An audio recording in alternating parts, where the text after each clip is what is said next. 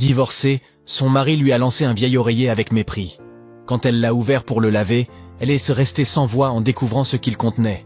Nous étions mariés depuis 5 ans. Dès le premier jour où je suis devenu sa femme, je me suis habitué à ses mots froids et à ses regards indifférents. Hector n'était ni violent, ni criard, mais son apathie faisait flétrir mon cœur un peu plus chaque jour. Après le mariage, nous avons vécu chez ses parents, dans un quartier de Mexico. Chaque matin, je me levais tôt pour cuisiner, laver le linge et nettoyer. Chaque soir, je m'asseyais pour l'attendre, seulement pour qu'il me dise « J'ai déjà mangé ». Je me demandais souvent si ce mariage était différent de vivre en pension. Je tentais de construire, d'aimer, mais ce que je recevais en retour n'était qu'un vide invisible que je ne parvenais pas à combler. Puis un jour, il est rentré, le visage froid et impassible. Il s'est assis en face de moi, m'a tendu des papiers de divorce et a dit d'une voix sèche « Signe. Je ne veux plus perdre de temps, ni le mien, ni le tien. » Je suis resté glacé, mais pas surprise.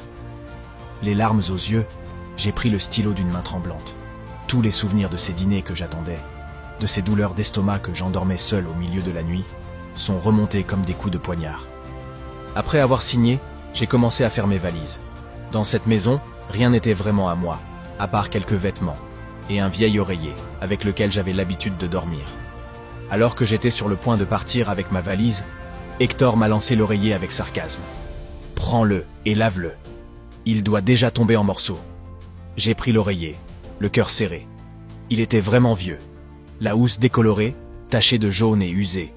C'était l'oreiller que j'avais apporté de chez ma mère, d'un petit village d'Oaxaca, quand je suis parti à l'université. Je l'avais conservé après le mariage parce que je dormais mal sans lui.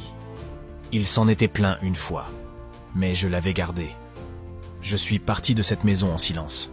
Dans ma chambre louée, je suis resté là à regarder l'oreiller, étourdi. Pensant à ces mots sarcastiques, j'ai décidé d'enlever la housse pour la laver, au moins pour pouvoir dormir correctement cette nuit-là, sans rêver de souvenirs douloureux. En ouvrant la housse, j'ai senti quelque chose d'étrange. Il y avait une masse à l'intérieur du rembourrage de coton. J'ai plongé la main et me suis figé. Un petit paquet de papier, enveloppé soigneusement dans un sac en nylon. Je l'ai ouvert d'une main tremblante. À l'intérieur, des billets de 500 pesos et un papier plié en 4. Je l'ai déplié. C'était l'écriture tremblante et familière de ma mère. « Ma fille, voici l'argent que j'avais mis de côté pour toi, au cas où tu traverserais des moments difficiles. Je l'ai caché dans l'oreiller parce que je craignais que tu sois trop fière pour l'accepter. Quoi qu'il arrive, ne souffre pas à cause d'un homme, ma fille. Je t'aime très fort. » Mes larmes